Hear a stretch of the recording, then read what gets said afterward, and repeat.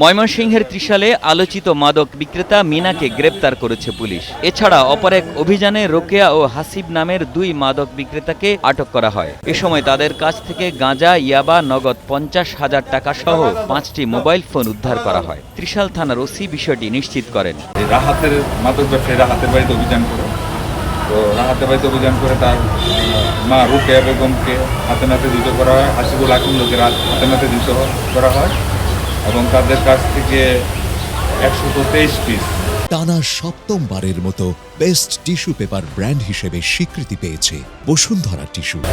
ইয়াবা ট্যাবলেট, মাদক বিক্রির নগদ 50,560 টাকা এবং মাদক বিক্রয়ের কাজে 5টি মোবাইল সেট আমরা জব্দ করি। মাদক ব্যবসায়ী মিনা, যে পূর্বেও আগে গ্রেপ্তার হয়েছিল অনেকবার, জামিনে বের হয়ে আসছে এবং সে কুখ্যাত মাদক ব্যবসায়ী। এই মিনাকে আমরা সকাল 9টা 25 মিনিটের সময় গোপন সংবাদের ভিত্তিতে 1 কেজি গাঁজা সহ হাতে নাতে ধৃত করি 8 নম্বর